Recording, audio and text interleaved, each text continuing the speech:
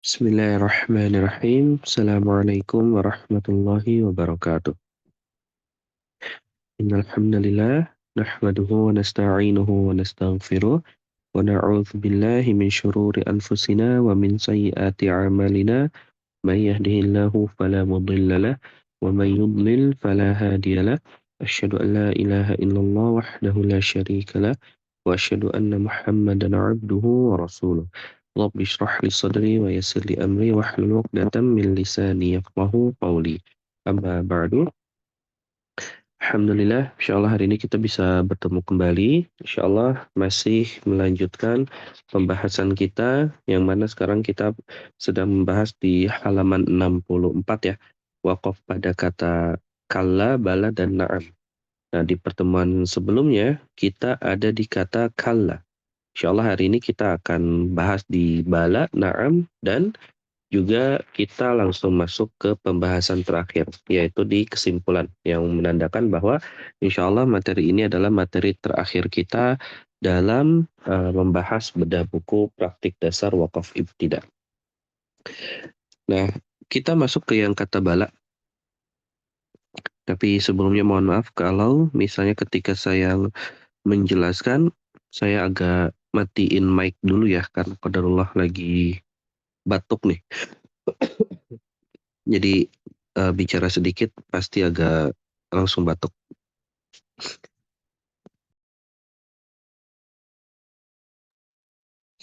Nah, kata bala atau kata kala dan juga kata na'am yang ada di bab ini atau di bab 60 di halaman 64 semuanya nantinya akan selalu ada dalam dua kondisi. Antara disarankan untuk wakaf dan juga tidak disarankan untuk wakaf.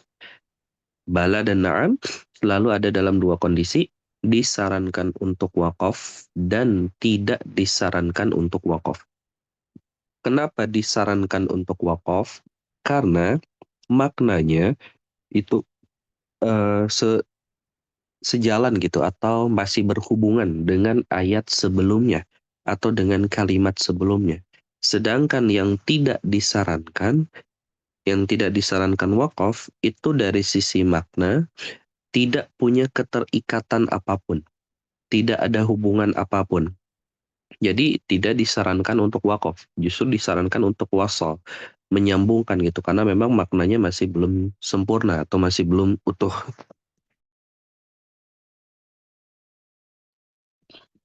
Nah, yang contoh yang bala, ketika dia itu mempunyai makna, di mana maknanya itu masih berkaitan erat dengan ayat sebelumnya, yaitu yang ada di surat Al-Baqarah. Yang ada di surat Al-Baqarah, contohnya misalnya ayat ke-80 dan 81. Di ayat 80-nya, ini tidak ada kata bala, tapi di ayat 81, awal ayat 81, nah di situ ada kata bala. Nah, para ulama kita rahimahumullah, ada yang menyarankan untuk wakaf di situ. Jadi ketika kita misalnya baca dari ayat 80, am taquluna 'alallahi ma la ta'lamun. Kan wakaf tuh, akhir ayat. Kemudian kita baca bala. Nah, wakaf lagi. Karena kenapa wakaf lagi? Karena bala di sini sebagai jawaban dari ayat sebelumnya. Nah, kita wakaf di situ, bala. Setelah wakaf di situ, kan nafas kita masih pendek, masih panjang ya. Nah, ini juga masih berkaitan nih dengan materi-materi sebelumnya. Kalau nafas kita masih panjang dan wakaf pada satu atau dua kata, maka pada saat itu kita tetap harus mengambil nafas lagi. Misalnya kita menerapkan yang bala. Bala, nah nafas kita masih panjang. Jangan gunakan nafas yang tadi. Karena kalau kita menggunakan nafas yang tadi, artinya kita sedang membaca dengan cara saktah, bukan cara wakaf. Karena wakaf itu kita berhenti, kemudian kita mengambil lagi nafas. Nah, itu wakaf. Kalau saktah kan kita berhenti sejenak tanpa mengambil nafas, kemudian melanjutkan ke kata setelahnya dengan nafas yang sebelumnya. Jadi kita berhenti misalnya bala. Nah, ambil nafas lagi. Man kasaba sayyi'atan wa ahatat bihi khati'atuhu sampai akhir ayat. Jadi seperti itu cara penerapannya. Khususnya di kata-kata yang pendek ya, selalu kita perhatikan. Antara waqaf, kemudian saktah itu dua hal yang berbeda. Kenapa ini perlu kita ulang-ulang? Karena secara penerapannya itu masih banyak yang biasanya itu mencampur adukan antara waqaf dengan saktah. Karena merasa nafasnya masih panjang. Nafasnya masih panjang, ayatnya juga masih sanggup lah gitu dibaca dengan sisa nafas itu, akhirnya dia terapkan dengan cara seperti itu. Padahal itu cara yang keliru, karena dia menerapkan saktah. Saktah di riwayat kita kan pakai riwayat Imam Hafiz dari Imam Asim, itu saktahnya yang wajib itu ada 4. Yang wajib itu ada 4, kayak di surat Al-Kahfi. Kalau itu pun kalau misalnya kita niatnya wasol ya, bukan wakaf. Kemudian di surat Yasin, kemudian juga di surat Al-Mutaffifin, kalau nggak salah satu lagi di Al-Haqqah. Itu yang wajib. Walaupun masih ada beberapa wakaf saktah tambahan yang sifatnya itu sunnah lah ibaratnya di ayat yang lain. Tapi nggak setiap wakaf itu pasti harus dijadikan saktah. Maka ketika kita wakaf dan nafas kita masih panjang, ambil lagi nafas supaya tidak terjadi saktah di situ. Nah, bala di sini itu masih berkaitan erat dengan makna yang sebelumnya, karena menjawab itu menjadi jawaban atas kalimat-kalimat atau pernyataan di ayat ke-80. Sedangkan yang ada di surat Al-An'am misalnya yang ada di ayat ke-30 ya, di ayat ke-30. Nah, di situ kan ada qalu bala wa rabbina. Nah, di sini balanya tidak disarankan untuk wakaf di situ. Kenapa? Karena qalu bala wa rabbina itu masih satu paket, masih satu kalimat. Belum, kalau kita misalnya berhenti di qalu bala, kemudian langsung wa rabbina, nah ini kurang pas. Karena kita memotong satu kalimat jadi dua kalimat gitu. Qalu bala wa rabbina. Jadi semua ini, kalla, bala, atau na'am, semuanya eh, berkaitan erat dengan makna-makna ayatnya. Makanya ilmu wakaf itu bisa dibilang ilmu yang sangat-sangat mendekati sekali dengan ilmu tadabbur Al-Quran. Karena ketika kita belajar wakaf secara mendalam ya, dari dasar-dasarnya seperti misalnya bahasa Arabnya, kemudian dari bahasa Arab pun sebetulnya kita udah nanti bisa masuk ke penerapan tadabbur-tadabbur ayat-ayat Al-Quran gitu. Karena ketika nanti belajar bahasa Arabnya, kan nanti bahasa Arab itu beragam jenisnya ya. Tapi bahasa Arab yang digunakan dalam ilmu wakaf ibtidah itu ada yang kalau yang dasarnya itu namanya ilmu sorof. Nah, ilmu sorof itu ilmu apa? Bagi yang belum pernah tahu atau belum pernah dengar dan belum familiar dengan ilmu-ilmu bahasa Arab, ilmu sorof itu adalah ilmu yang membahas tentang bagaimana sebuah kata itu bisa berubah. Misalnya, kita sering menemukan kata nazala, ada juga anzala, kemudian ada juga tanazzala. Nah, nazala, anzala, dan tanazzala. Kalau kita perhatikan antara nazala, anzala, dan tanazzala, di sini kan ada tambahan ya. Kalau anzala ada tambahan hamzah. Kalau tanazzala ada tambahan apa nih? Ta dan tasydid. Nah, perubahan-perubahan ini nantinya dipelajari dalam ilmu shorof. Dan perubahan dari nazala ke anzala ke tanazzala itu juga nanti akan mempengaruhi maknanya, akan mempengaruhi artinya. Nah, ini ilmu shorof. Nazala, anzala, dan tanazzala. Setiap perubahan-perubahannya itu nanti akan mempengaruhi maknanya. Nah, dari ilmu shorof ini kan kita ibaratnya baru belajar kata per kata ya. Kata satu bisa dirubah ke berapa banyak, kemudian kata yang lain bisa dirubah ke berapa banyak, dan maknanya apa aja. Dari makna A, misalnya kayak nazala maknanya apa, kemudian dirubah ke anzala maknanya apa, kemudian dirubah lagi ke tanazzala maknanya apa. Nah, itu beda-beda. Kemudian nanti setelah misalnya kita sudah menguasai dengan baik ilmu sorofnya, dalam artian kita bisa menjabarkan. Bisa menjabarkan. Menjabarkan itu seperti apa? Seperti misalnya kayak kembali lagi ke nazala. Nazala. Nah, nazala ini misalnya kita jabarkan gitu, dia itu jenisnya fi'il madhi, kemudian dia dhamirnya nahnu, dia fi'il mujarrad, rumusnya fa'ala, kemudian dia fi'il sahih, dan dia fi'il ma'lum. Nah, ini bentuk penjabaran nih. Penjabaran dari setiap fi'il. Fi'il ini kalau dijabarkan jenisnya apa nih? Kenapa perlu kita jabarkan nanti? Karena nanti dari sini, misalnya dari fi'il madhi nih, kita nanti punya arti nih. Nazala itu kalau diartikan dari fi'il madhi, artinya apa? Kemudian dari bentuk mujarotnya, mujarot mazidnya, itu juga nanti mempunyai arti tambahan. Dari fi'il madhi nanti ketambahan makna dari mujarot jadi seperti apa. Kemudian ditambah yang maklumnya, itu ditambah nanti maknanya akan berbeda lagi. Seperti itu. Jadi bentuk-bentuk penjabarannya.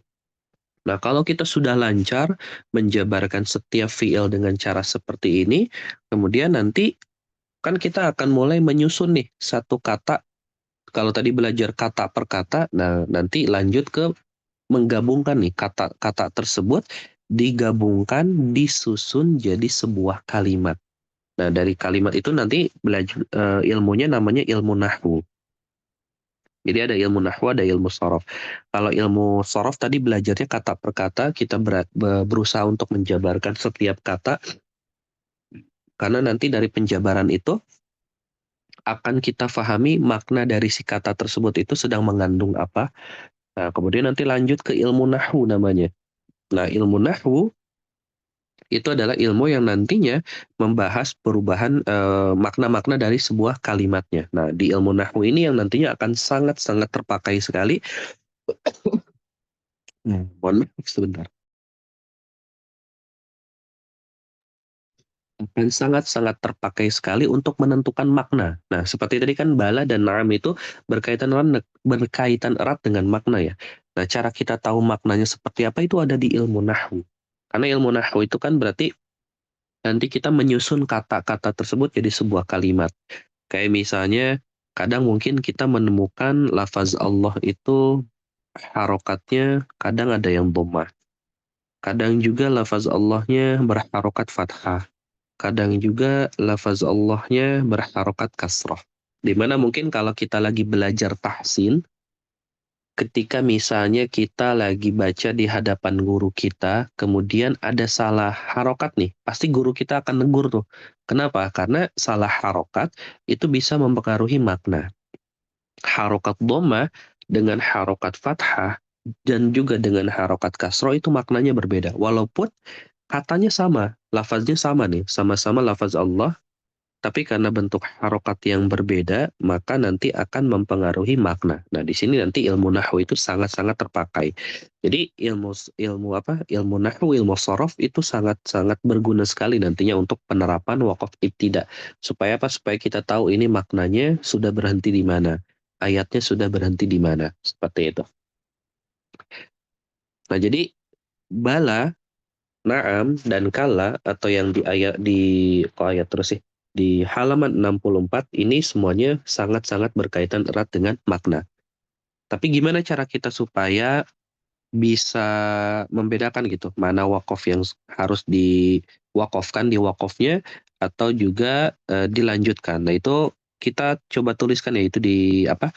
Di halaman tersebut kayak misalnya di bala. Nah, ini ada 10 ayat yang disarankan untuk wakaf. Salah satunya tadi di surat Al-Baqarah 80, 81, 111 sampai 112 dan seterusnya. Dan juga kalau untuk yang tidak disarankannya ada di 7 ayat. Kayak tadi di surat Al-An'am ayat 30, nanti juga ada di surat An-Nahl ayat 38 dan seterusnya.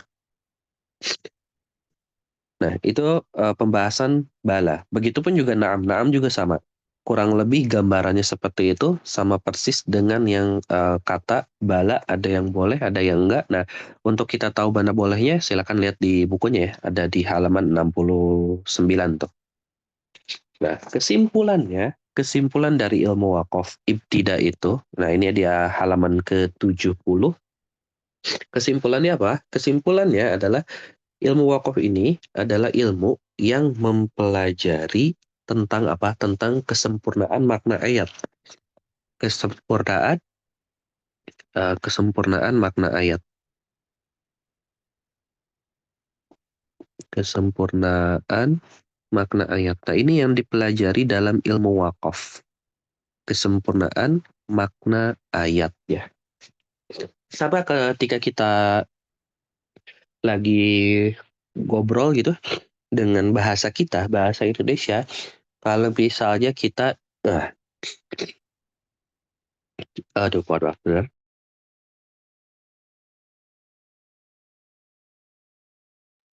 Kalau kita misalnya ada ketemu teman kita gitu, kemudian kita tanya mau kemana, terus dia bilang biasa. Nah, biasa itu kan nggak sempurna ya. Kita masih bertanya-tanya gitu ibaratnya. Mau kemana biasanya tuh kemana gitu kan kita nggak tahu, maka itu kan masih menimbulkan pertanyaan-pertanyaan berikutnya. Nah, begitupun juga dengan ayat-ayat Al-Quran. Ketika kita salah wakaf, maka bisa jadi ada makna yang belum sempurna. Atau juga maknanya udah sempurna, tapi kalimat lain malah malah bercampur. Misalnya ada dua cerita nih, atau ada dua pernyataan nih dalam satu ayat. Pernyataan pertama udah selesai, tapi pernyataan keduanya masih menggantung. Karena kita wakafnya malah di pernyataan yang kedua. Sehingga yang pernyataan kedua ini malah menggantung dan maknanya belum sempurna. Kemudian juga kalau kalau misalnya kita wakafnya belum sempurna, misalnya satu kalimatnya itu tersusunnya dari 5 kata misalnya, tapi kita wakafnya di kata yang ketiga, maka di situ juga belum sempurna nih makna ayatnya. Nah, itu sebabnya para ulama kita berijtihad dengan memberikan beragam macam tanda wakaf. Ada kalau tanda wakaf yang kita kenal itu mungkin ada tanda kola, kemudian ada tanda lagi jim, kemudian ada tanda sola, kemudian ada tanda lam, ada tanda mim, dan ada tanda mu'anaqah ya titik tiga. Nah, ini tanda yang apa? Yang familiar sekali dengan kita, atau di mana di mushaf-mushaf kita sekarang ya, mushaf-mushaf kita yang sekarang. Tapi kalau yang sempat merasakan mushaf-mushaf terdahulu, yang pernah sempat merasakan apa mushaf-mushaf terdahulu, itu pasti mungkin masih ada yang ingat kalau dulu itu ada tanda wakaf zai, kemudian ada tanda wakaf po, kemudian ada tanda wakaf kof. Jadi ada kola, ada kof. Kalau dulu ada kof, ada kif. Nah, dulu ya. Kalau sekarang udah mulai mulai apa? Mulai diperingkas jadi zai, to, kof, dan kif. Tapi kalau di sini saya kasih faedah sedikit. Kalau di sini ada yang mengajar tunanetra, ada yang mengajar tunanetra ya. Misalnya tunanetranya itu nanya, di saya kok ada tanda wakaf to ya? Itu maknanya apa? Nah, ini misalnya kalau ada yang ngajar tunanetra, karena saya punya program, namanya program itu kaderisasi guru Al-Quran bersanad. Nah, salah satu pesertanya itu ada peserta, atau bukan peserta, kami bekerja sama dengan salah satu yayasan di Bekasi. Yayasan tersebut itu yayasan yang bergerak dalam pengajaran ke tunanetra-tunanetra, karena memang pesertanya juga peserta tunanetra. Nah, di tunanetra itu di mushaf braille-nya itu masih menggunakan tanda to. Nah, tanda to ini tanda yang menandakan apa? Tanda to ini tanda yang menandakan dengan kola. Jadi kalau misalnya sama dengan kola ya, kalau di sini ada guru yang kebetulan sedang mengajar di teman-teman tunanetra, kemudian kalau misalnya teman-teman tunanetra kita itu bertanya, kalau to itu tanda wakaf apa? Nah, jawabannya adalah tanda kola. Jadi to di tunanetra itu sama dengan kola di mushaf kita. Ini dijelaskan oleh MUI kok di apa di lajnahnya, lajnah pentashihan mushafnya. Ada bisa dicari di Google juga. Bagaimana perkembangan tanda wakaf di Indonesia, kemudian beliau itu menjelaskan bahwa tanda to itu masih digunakan sampai detik ini, sampai saya masih menjelaskan ini di mushaf Braille. Nah, to itu maksudnya adalah tanda kola. Ini bagi yang sedang mengajarkan ayat-ayat Al-Quran kepada teman-teman tunanetra. Supaya kita nggak bingung, to itu maknanya apa. Nah, seperti itu. Makanya para ulama kita rahimahumullah berijtihad dengan memberikan tanda wakaf. Nah, yang pertama kali berijtihad ini namanya Imam As-Sajawandi. Namanya Imam As-Sajawandi, di mana Imam As-Sajawandi ini adalah orang pertama yang menuliskan satu buku namanya Ilalul Wuquf. Di buku tersebut, beliau itu menuliskan 30 juz ayat-ayat Al-Quran. Kalau mungkin kita sering pernah buka kitab tafsir, di kitab tafsir itu kan juga ulamanya menuliskan dari surat Al-Fatihah sampai ke surat An-Nas, cuman bedanya ayat-ayatnya ditafsirkan. Nah, kalau di dalam kitab beliau yaitu Ilalul Wuquf karya Imam As-Sajawandi, beliau itu menuliskannya per ayat itu dilihat tanda-tanda wakafnya. Kalau misalnya di kata ini, oh ini udah selesai nih maknanya, nanti dibuat tanda wakaf. Dan beliau juga orang yang pertama kali membuat tanda-tanda wakaf seperti kola, lam dan seterusnya. Kalau misalnya di sini belum boleh wakaf nih, beliau akan berikan tanda lam. Atau di sini harus wakaf nih, beliau berikan tanda mim. Walaupun secara perkembangan tahun demi tahunnya sampai di zaman kita itu mengalami perkembangan terus gitu, disempurnakan terus oleh para ulama kita, sehingga yang tersisa itu ya kola, jim, sola, lam, mim, dan tanda mu'anaqahnya. Nah, seperti itu. Jadi ini tanda-tanda wakaf ini fungsinya adalah membantu kita. Oke, fungsinya membantu kita agar kita bisa wakaf walaupun misalnya kita belum terlalu tahu ilmunya. Misalnya ada ayat yang panjang, nah kita kan pasti menemukan tanda wakaf tersebut. Nah, kita ikuti tuh tanda wakaf tersebut. Terus kalau misalnya di ayat tersebut, ayatnya panjang, dan kita tidak menemukan tanda wakaf, gimana tuh? Nah, berarti mau nggak mau kita harus belajar ilmu yang lain. Ilmu apa? Kita bisa belajar dari dasar-dasar ilmu bahasa Arab.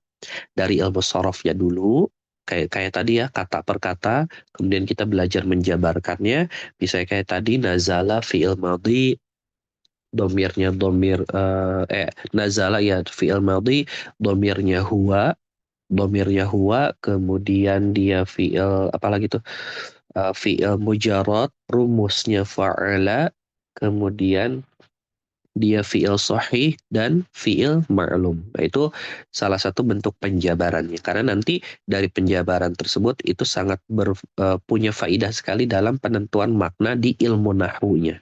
Seperti itu. Jadi walaupun kita baru belajar ilmu sorof, sebetulnya kalau di sini udah ada yang belajar ilmu sorof ya, itu sudah bisa diterapkan dalam praktik wakaf ibtidanya. Nah, kemudian kalau berbicara tentang target harian, ini kesimpulan berikutnya ya.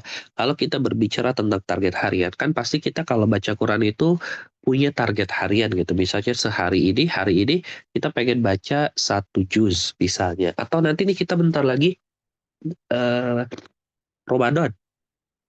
Bentar lagi kita Ramadan, di mana biasanya di Ramadan itu kan ada tadarusan. Tadarusan misalnya ada 10 orang deh. Nah, itu pemilihannya gimana nih supaya wakofnya itu bisa pas gitu per orangnya. Nah, maka pada saat itu kalau kita lagi tadarusan, jangan wakof per halaman. Ini pernah kita bahas juga ya, atau yang baru bergabung hari ini bisa lihat nanti di rekamannya, kalau nggak salah ada rekaman dengan judul Wakof itu bukan pada halaman. Wakof itu bukan pada halaman. Nah, di situ ada penjelasan itu. Jadi bukan pada halaman, tapi kita berdasarkan maknanya. Karena lagi-lagi ilmu wakof itu adalah ilmu yang berkenaan dengan maknanya. Gimana cara kita tahu maknanya? Pertama, lihat tanda ainnya. Nah, kalau mushaf Kemenag ini ada tanda ain, tapi kalau mushaf Madinah nggak ada tanda ain. Lihat tanda ainnya nih. Di tanda ainnya sudah di ayat itu ada tanda ain nggak? Misalnya kita lihat di surat Al-Baqarah ayat 1 sampai ke 7. Nah, di situ ada tanda ain nih. Walaupun kita belum tahu nih kandungan ayatnya maknanya apa sih di ayat 1 sampai 7. Tapi karena udah ada tanda ain, maka kita wakaf di situ. Misalnya kita gantian gitu. Si Bapak A, misalnya Bapak A ayat 1 sampai 7 karena ada tanda ain. Kemudian si Bapak B lanjut berarti dari ayat ke-8. Nah, cari tuh di situ ainnya ketemu di mana. Nah, nanti ketemu di ayat 20 berarti si Bapak B pahalanya lebih banyak nih. Karena dia bacanya agak cukup panjang kan 13 ayat dari 8 sampai 20. Nah, begitu seterusnya. Cari tanda ainnya. Atau kalau misalnya nggak mau pakai tanda ain karena mungkin ada tanda ain yang kepanjangan, kita pakai tema ayat.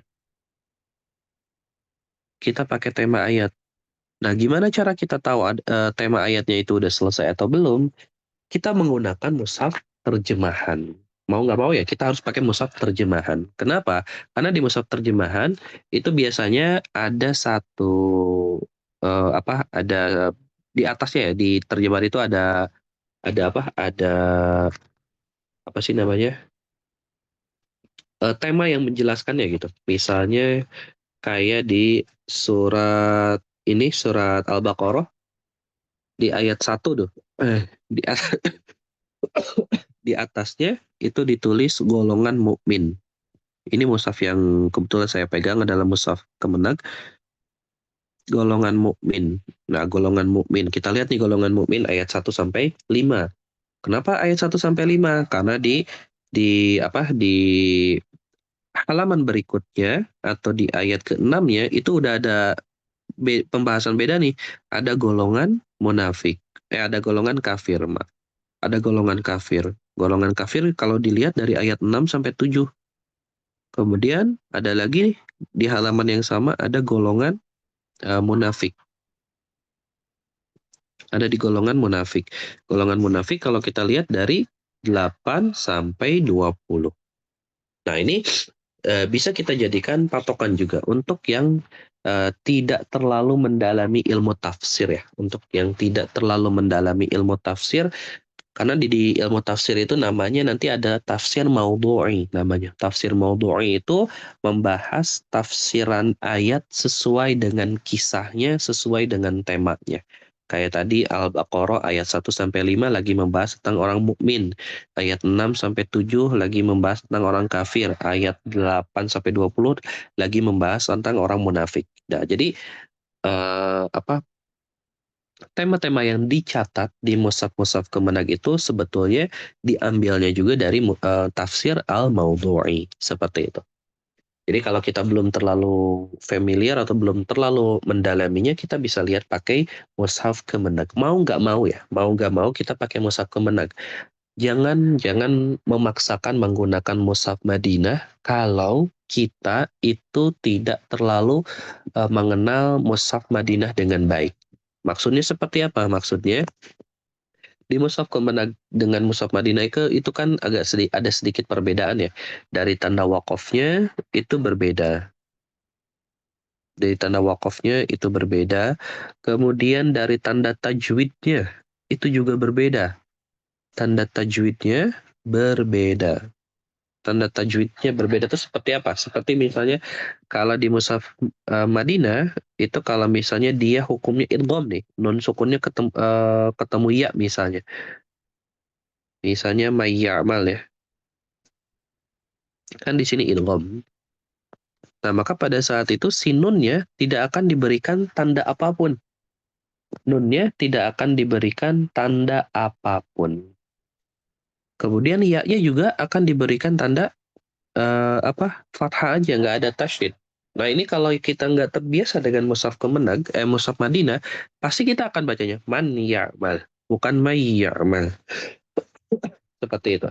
Jadi kalau kita belum terlalu familiar dengan istilah-istilah atau dengan bentuk-bentuk tulisan yang ada di mushaf Madinah, maka gunakan aja mushaf Kemenag.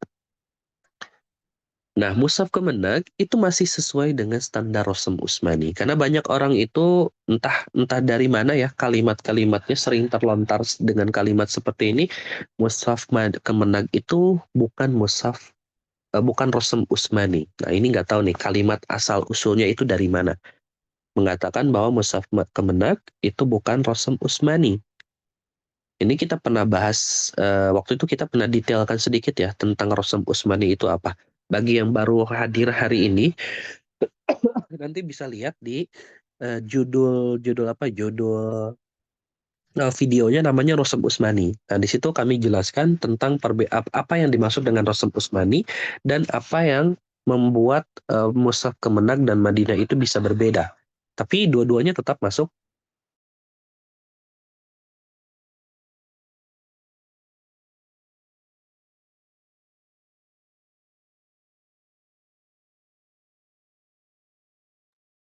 Bilang Ustaz. Lain itu berarti selesai maknanya, ceritanya. Begitupun juga dengan yang tema-tema ayat itu kan selesai di di tema-temanya. Nah, kemudian kalau kita berbicara tentang pertengahan ayat, kan kadang kita pengen wakaf di pertengahan ayat ya. Kadang kita pengen wakaf di pertengahan ayat, di mana pertengahan ayat itu mungkin di situ nggak ada tanda wakaf, panjang gitu, terlalu panjang. Maka nanti kita bisa masuk dalam dua kondisi. Pertama, kondisi namanya idtiror. Nah, ini kondisi idtiror. Kondisi idtiror itu kondisi siapa? Kondisi yang misalnya kita di sini ketika baca Quran nafasnya pendek. Nafasnya benar-benar pendek atau punya penyakit asma. Biasanya yang punya penyakit asma juga itu agak berpengaruh banget nih dalam nafasnya. Kadang nafasnya tuh pendek gitu karena memang ada penyakit lah qadarullah ya. Maka berarti dia masuk dalam kategori orang idtiror. Idtiror itu orang yang dalam kondisi darurat. Sebentar. Orang yang masuk dalam kondisi darurat. Kondisi darurat itu seperti apa? Seperti yang nafasnya pendek. Yang nafasnya pendek itu kondisi darurat. Karena dia udah nggak mampu gitu untuk memaksakan dengan bacaan yang lebih panjang. Atau kondisi darurat itu dia nafasnya panjang, kemudian ketika baca, kondisinya lagi kayak saya nih, lagi batuk gitu. Nggak memungkinkan kan lagi memaksakan baca panjang, tapi di tengah-tengah kepotong batuk. Atau di tengah-tengah itu kepotong bersin atau juga di tengah-tengah yang lagi punya anak masih toddler ya, masih kecil banget, lagi enak-enaknya ngaji, tiba-tiba misalnya mukena kita ditarik, mushaf kita ditarik, itu kan mau nggak mau kita harus berhenti tuh. Berarti itu dalam kondisi darurat. Maka kalau kondisi darurat seperti ini, mau wakaf di mana aja sebetulnya nggak masalah. Mau wakaf di mana aja nggak masalah. Kenapa? Karena memang kita nggak bisa memilih nih pengen wakafnya di mana. Karena tadi kondisinya darurat. Tapi dalam memulainya, nah ini dia. Tapi dalam memulai kembali, kita harus memperhatikan di mana kita harus memilih kata-katanya. Bagi yang sudah pernah belajar ilmu bahasa Arab, walaupun ilmu sorof ya, walaupun ilmu sorof. Ilmu sorof itu ilmu yang jadi dasar sekali dalam ilmu bahasa Arab. Kalau yang udah pernah belajar ilmu sorof, maka tipsnya cari aja fiil. Kalau yang udah belajar ilmu sorof, cari aja fiilnya. Untuk yang udah belajar ilmu sorof, sekali lagi cari fiilnya. Kita misalnya wakaf di satu kata. Di situ tuh cukup panjang atau nafas kita nggak sanggup, maka kita harus mau nggak mau harus muter balik ke belakang kan. Nah, ketika muter balik ke belakang, kita cari fiilnya. Pakai fiilnya, cari fiilnya, mana yang sudah fiil terdekatnya yang mana, maka kita jadikan fiil tersebut sebagai permulaan bacaan. Tapi kalau misalnya kita belum belum belajar ilmu bahasa Arabnya dan sebetulnya kita udah ada niatan nih pengen memperdalam ilmu bahasa Arab supaya supaya bisa wakaf ibtida, tapi untuk sekarang kan mungkin kita belum sampai ke sana. Maka kita bisa menggunakan wasilah lain yaitu menggunakan mushaf. Mushaf namanya mushaf wakaf atau apa ya namanya. Ada kok di Indonesia itu mushaf yang diperuntukkan untuk wakaf. Jadi di ayat-ayat Al-Qur'annya itu nanti ada tanda warna merah, warna merah itu untuk waqaf, warna hijau itu untuk ibtidah. Nah, itu juga salah satu mushaf yang bisa kita jadikan sebagai wasilah. Wasilah untuk apa? Untuk kita bisa wakaf gitu, untuk kita bisa wakaf dan kita bisa memilih lagi tanpa perlu pusing misalnya. Kita bisa menggunakan wasilah ini, mushaf. Mushaf apanya nanti saya sampaikan deh di grup ya, biar saya agak lupa namanya. Tapi ada beberapa jenis mushaf ya. Nanti kita coba kirimkan bentuk-bentuk mushafnya ya di grup insya Allah. Nah, ini bisa digunakan nih di mushaf. Yang ketiga, kalau pengen afdol lagi ya berarti kita belajar. Yang ketiga, kalau mau afdol lagi, kita bisa belajar ilmu wakaf ibtidanya dimulai dari dasarnya dulu di di bagian ilmu bahasa Arabnya, ilmu sorofnya, ilmu nahunya dan seterusnya, insya Allah. Nah, ini bisa belajar dimanapun yang memang sedang mengajarkan ilmu bahasa Arab. Atau kalau mau ikut yang di kelas kami, insya Allah pekan depan nih, hari Rabu, setiap Rabu jam 8 malam itu kita udah mulai pembelajarannya. Nanti infonya bisa disampaikan oleh Ummu Zaid di grup. Nah, ini intiror ya. Intiror itu jadi pilihannya cuma 3 deh. Kalau yang udah belajar bahasa Arab berarti cari fiilnya, minimal cari fiilnya. Kemudian kalau misalnya belum belajar bahasa Arab, menggunakan mushaf dasar, mushaf waqaf ibtidah. Saya lupa namanya, tapi nanti kita coba kirimkan di grup ya, supaya Bapak dan Ibu tahu deh, mushaf apa yang digunakan dalam penerapan waqaf ibtidahnya. Atau kalau mau afdol lagi, belajar ilmu bahasa Arabnya, belajar penerapan waqaf ibtidahnya. Nah, ini yang intiror. Nah, yang kedua namanya ikhtiar. Yang kedua namanya ikhtiar. Bedanya intiror dengan ikhtiar apa? Kalau intiror, dia tidak bisa memutuskan. Mau wakaf di mana itu dia nggak bisa. Kenapa? Karena pertama nafasnya pendek. Nafasnya pendek kan dia, misalnya pengen wakaf di ujung halaman. Ternyata qadarullah nggak nyampe tuh nafasnya ke ujung halaman. Akhirnya kan mau nggak mau dia memotong sesuai dengan kesanggupannya. Kalau ikhtiar, dia bisa memutuskan sendiri nih, wakafnya di mana. Saya mau wakafnya misalnya di ujung halaman, karena nafasnya panjang, dia bisa bisa memotong di situ tuh, karena nafasnya panjang. Berarti namanya ikhtiar. Ikhtiar itu berarti sesuai dengan kemauan dia. Dia mau wakaf di mana itu terserah dia. Tapi tetap nantinya harus tetap berada dalam koridor eh, makna yang sempurnanya. Makanya nanti di ikhtiar itu ada ada apa namanya? Ada 4 jenisnya ya. Ada 4 jenis wakofnya. Pertama namanya wakof tam. Pertama namanya wakof tam. Wakof tam itu apa? Wakof tam itu wakof yang dia itu paling sempurna sekali gitu. Dari maknanya itu tidak ada hubungan lagi dengan pembahasan sebelumnya, dengan ayat sebelumnya, dan dari sisi lafaznya itu juga tidak ada hubungan nih, karena nanti dalam bahasa Arab kalau lafaz itu nanti ada di ilmu nahwu namanya, bab i'rab namanya. Bab i'rab itu nanti kita sesudah menyusun sebuah kalimat, kata-kata tersebut misalnya ada 10 kata, kita gabungkan jadi sebuah kalimat dan nanti kita i'rab deh. Kira-kira dari 10 kata yang jadi satu kalimat itu dia bisa jadi berapa kalimat? Jadi satu kalimat utuh kah satu 10 katanya, atau ternyata bisa jadi 2 kalimat yang berbeda. Nah, itu namanya i'rab. I'rab itu adalah nanti penjabaran lebih detail lagi berkaitan dengan makna. Nah, jadi itu secara lafaz i'rabnya. Secara lafaznya ternyata 10 kata ini dia itu misalnya satu kalimat utuh. Oh, berarti masuknya ke tam nanti dia. Ke tam itu berarti dia secara makna udah sempurna, secara lafaznya udah sempurna. Kalau yang kedua itu namanya kafi. Kafi itu apa? Kafi itu nanti dia secara makna itu udah selesai. Yang kafi secara makna misalnya sudah eh, selesai. Atau kayak tadi di bagian apa ya? Di bagian 10 kata lagi ya. 10 kata lagi sudah, misalnya ada 10 kata dijadikan jadi satu kalimat. Nah, ternyata 10 kata yang jadikan satu kalimat ini secara maknanya udah sempurna nih, udah baik, udah bagus banget. Tapi ternyata ketika 10 kata ini digabungkan jadi satu kalimat, ternyata dia punya dua kalimat jadinya. Jadi dua kalimat. Kalau tadi kan 10 katanya yang tam itu jadi satu kalimat. Kalau ini 10 katanya ketika disusun jadi kalimat ternyata jadi dua kalimat. Kalimat pertama kalimat A misalnya, kalimat kedua kalimat B.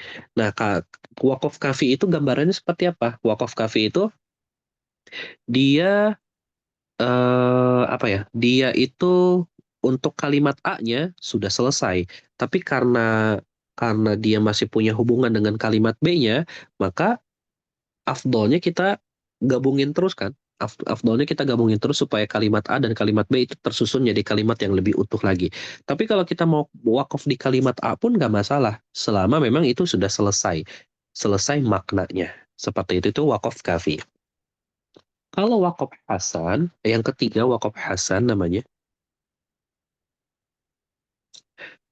Nah ini wakaf hasan itu kita wakaf, tapi dari sisi maknanya belum selesai, belum terlalu selesai lah. Kenapa belum terlalu selesai? Karena kalau dilanjutkan ke kalimat berikutnya, itu jauh lebih sempurna nantinya. Seperti itu. Kemudian yang terakhir namanya wakaf qabih. Yang terakhir namanya wakaf qabih. Wakaf qabih itu apa? Nah, ini wakaf yang kebalikan dari ketiganya.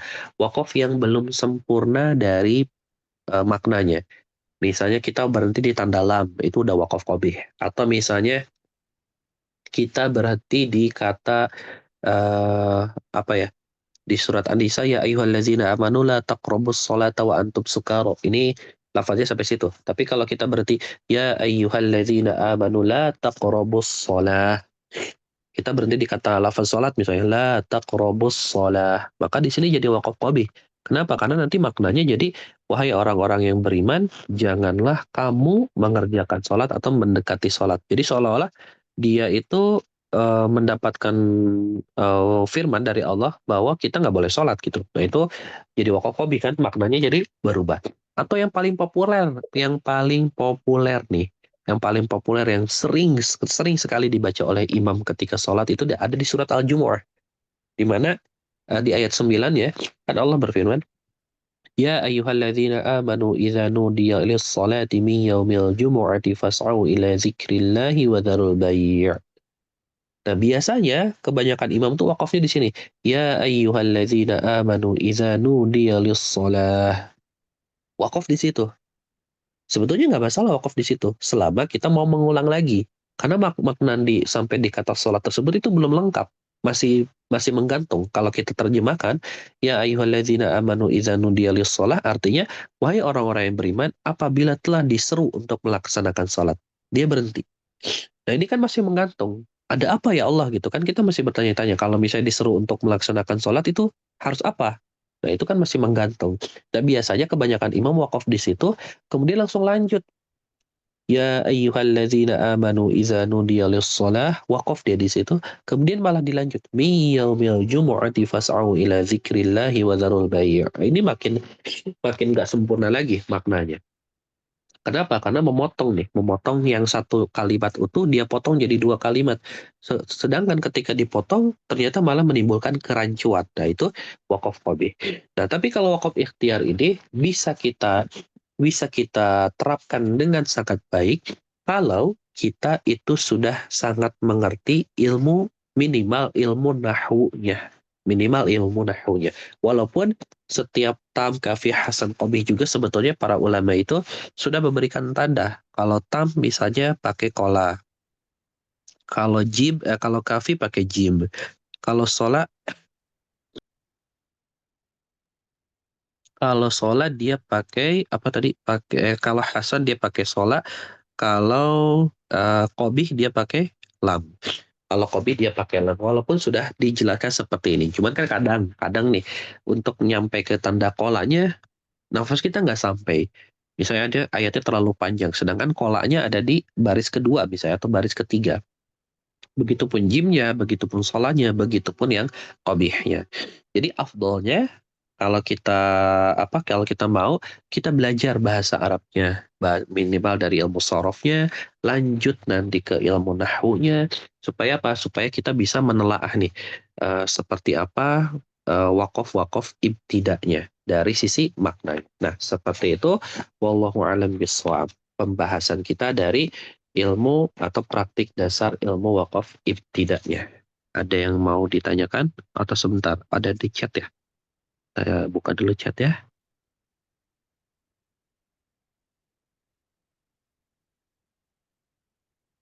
Dari surat A ke surat B itu maksudnya gimana Bu Eki? Mengenai khataman Quran Ustadz, kan Iya, baca sampai Anas gitu Ustadz. Itu baca Al-Quran 30 juz maksudnya? iya khataman Quran maksudnya. Itu kan Oh, biasanya kan kalau tadarusan pakai baca dari surat Al-Kausar apa-apa gitu Ustadz. Itu sebetulnya ada ininya nggak Ustadz? Ada tuntunannya atau hanya sekedar kebiasaan di beberapa negara tertentu saja Ustadz? oke. Jadi untuk untuk tadarusan itu sebetulnya itu sebetulnya dari sisi kita baca dari surat Al-Fatihah, Al-Baqarah, Ali Imran, An-Nisa sampai ke An-Nas itu adalah sesuatu yang sangat-sangat disarankan sekali ya. Kenapa? Karena kita membaca Al-Quran terus-menerus hatam gitu. Karena Rasulullah Shallallahu Alaihi Wasallam juga pernah menyampaikan kepada para sahabatnya kalau misalnya mau hataman Quran atau baca Al-Quran itu boleh misalnya tapi selama 7 hari minimal sekali dalam 3 hari gitu si bacaan kitanya dari Al-Baqarah dari Al-Fatihah sampai ke An-Nas itu sangat dianjurkan sekali. Kenapa? Karena dari setiap huruf yang kita baca kan Allah akan ganjar 10 kebaikan. Kemudian kalau satu ayat itu kan ada berapa banyak huruf tuh, bisa berkali-kali lipat kebaikan-kebaikan yang bisa kita peroleh nantinya. Makanya Rasulullah sangat menganjurkan sekali untuk bacaan Al-Quran ini diperbanyak. Dan juga nanti di hari akhir, bacaan Al-Quran ini tuh akan menolong kita, akan menjadi syafaat bagi kita. Salah satunya yang disampaikan oleh Rasulullah itu nanti ada surat Al-Baqarah dan surat Ali Imran yang sangat akan menolong kita sekali di hari akhir nantinya. Seperti itu, Ibu. Jadi kalau disyariatkannya itu memang sebuah hal yang sangat dianjurkan sekali baca Al-Quran dari Al-Baqarah sampai ke An-Nas. Dari Al-Fatihah maaf sampai ke An-Nas. Syukran Ibu Adik doanya. Kalau beli bukunya nanti disampaikan di grup ya. Bu Umul Zaid nanti yang insya Allah akan menyampaikan info bukunya. Karena biasanya bukunya masuk cetak terus nih. Sekarang juga mau lagi masuk cetak. Kalau mau bisa diinfokan nanti ke beliau supaya kita infokan juga ke penerbitnya untuk nambah cetakan ya. Oke, ada lagi? Afan Ustadz, Ya, Pak Wenwen. ini dalam surat Al-Bayyinah ayat kelima itu kan kadang-kadang ada juga yang baca setelah wama bismillah wama umiru illa liya'budullah mukhlishin lahuddin, berhenti lalu memulai napas lagi hunafa. Kalau lihat di musabnya Kemenak itu ada lam alif terus tanda walu. Sementara di Madinah kan tidak ada. Itu bagaimana? Ustaz, apakah sama hukumnya seperti membaca ghairil maghdubi alaihim waladhdallin? Seperti itu. Oke, jadi untuk pembacaan Al-Quran, kalau kita harus menentukan mushaf yang kita gunakan. Kenapa? Karena nantinya kita mengikuti sesuai dengan mushaf yang kita gunakan. Kalau kita menggunakan mushaf Kemenag, nah berarti kita harus ikuti aturan yang diterapkan dalam mushaf Kemenag ya. Di mana di situ kan ada tanda lam, ada tanda jim dan seterusnya. Lebih banyak lah tanda wakafnya. Jadi ketika kita menemukan tanda lahuddin di surat Al-Baidah tadi, maka kita nggak boleh wakaf. Terus gimana cara kita wakaf? Kan di situ kepanjangan. Kita bisa berhenti di sebelum lahuddin. Seperti di mukhlisin. Nah itu lebih aman tuh, mukhlisin.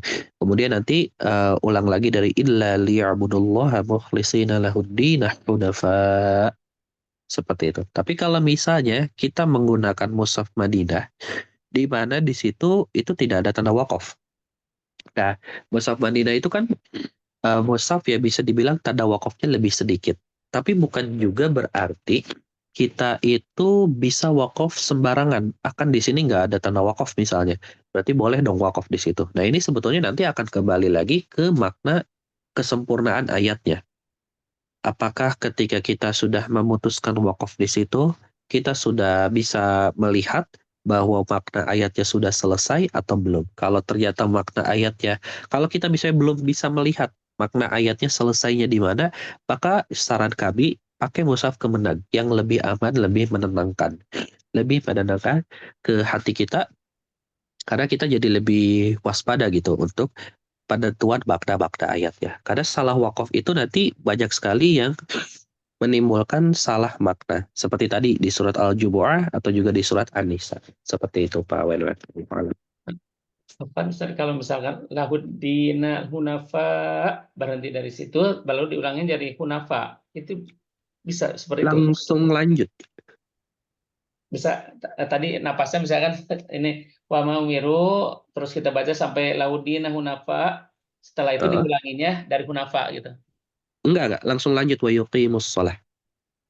Oh,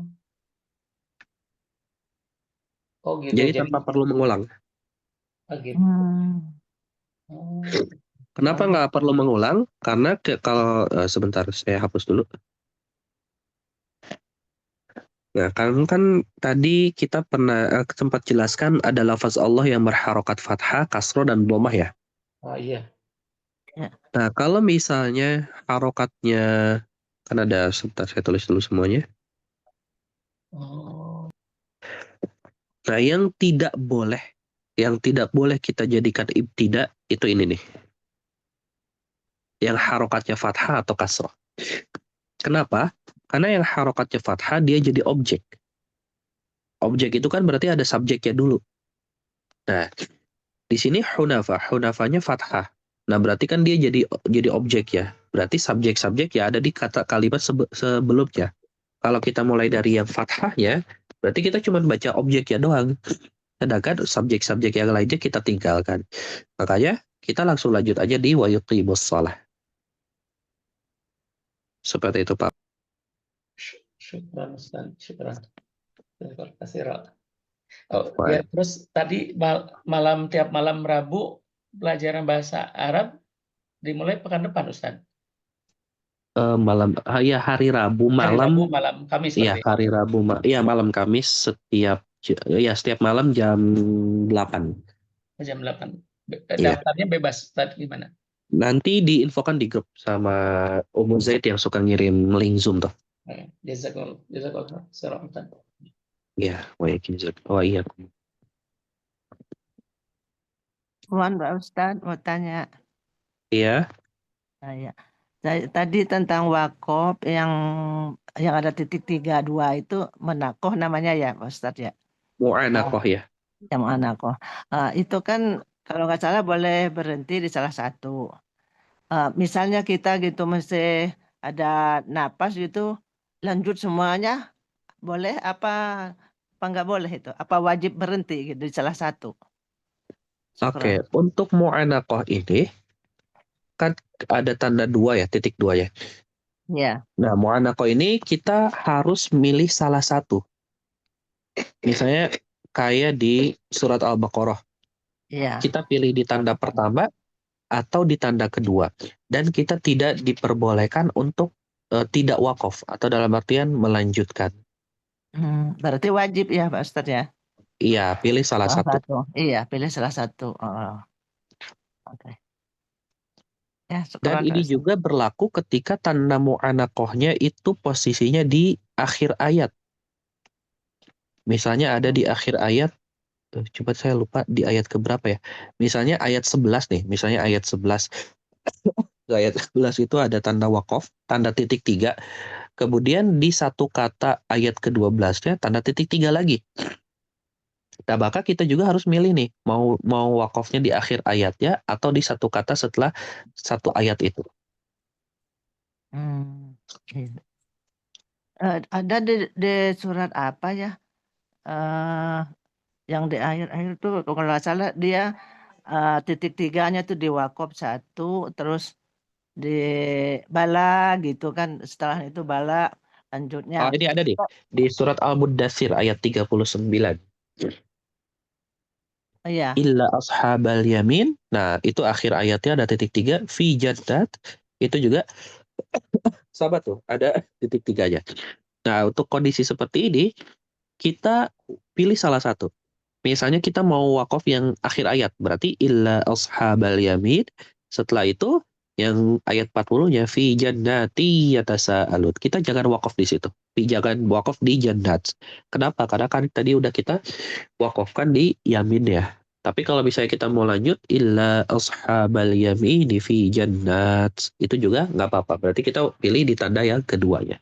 Jadi yang posisinya di akhir ayat tetap kaidahnya sama, pilih salah satu. Hmm. Syukuran Pak Ustadz. Afwan.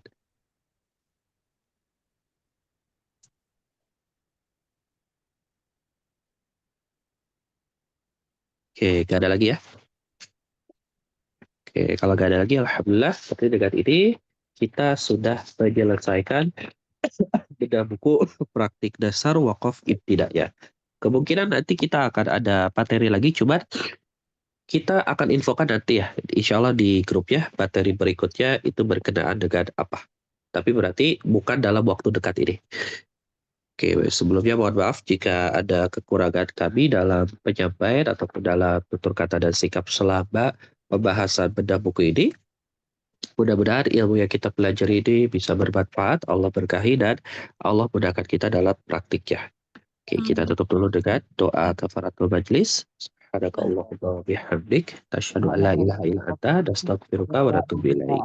Assalamualaikum warahmatullahi wabarakatuh. Ustaz, ilmunya. Jazakumullah khairan katsira. Ustadz. Alhamdulillah. Jazakumullah khairan katsira.